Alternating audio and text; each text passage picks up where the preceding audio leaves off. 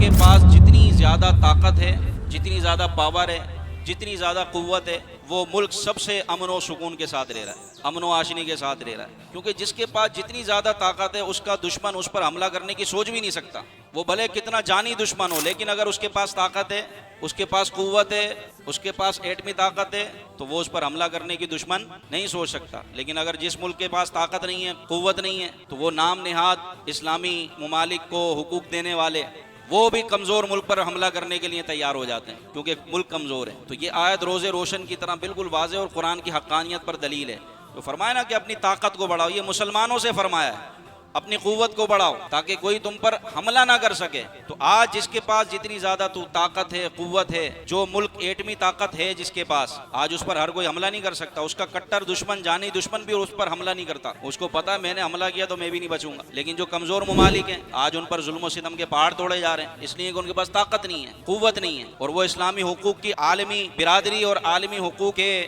علم بردار بھی وہ خاموش رہتے ہیں، وہ بھی کچھ نہیں بولتے، اس لیے کچھ نہیں بولتے کہ کمزور ملک ہے کیا جواب دے گا۔ تو اس لیے اس آیت کو سامنے رکھ کر جتنے بھی اسلامی ممالک ہیں سب کو اپنی عسکری طاقت کو بڑھانے کا حکم دیا گیا۔ عسکری طاقت، اپنی ملٹری کی طاقت بڑھائیں۔ عسکری طاقت میں بہت ساری چیزیں آ جاتی ہیں، آپ دیکھیں اللہ کے فضل و کرم سے پاکستان ایک ایٹمی ملک ہے، ایک ایٹمی طاقت ہے، اس لیے ہمارے چاروں طرف سے دشمن ہی دشمن ہے، لیکن کوئی حملہ کرنے کی نہیں سوچتا، کوشش پوری کرتے ہیں۔ اور آج کل جو حالات چل رہے ہیں وہ آپ سب کے علم میں، لیکن اللہ کے فضل و کرم سے پاکستان ایٹمی طاقت ہے، تو کوئی بھی دشمن اس پر حملہ کرنے کی نہیں سوچتا، کیونکہ اس کو پتہ ہے یہاں سے جواب تگڑا ملے گا۔ تو اس آیت کو آپ سامنے رکھیں تو ہمیں اپنی طاقت و قوت بڑھانے کا حکم دیا گیا، اپنی سرحدوں کی حفاظت کرنے کا حکم دیا، جس طرح جغرافیائی سرحدوں کی حفاظت کرنے کا ہمیں حکم دیا۔ اور سرحد کی حفاظت کو آپ کیا سمجھتے ہیں؟ بخاری شریف کی حدیث ہے، فرمایا جس نے ایک دن اور ایک رات اپنے ملک کی سرحد کی حفاظت کی، وہ اس کے لیے دنیا اور اس میں جو کچھ ہے اس سے بہتر ہے۔ صرف ایک دن اور ایک رات جس نے سرحد کی حفاظت کی اپنے ملک کی، تو دنیا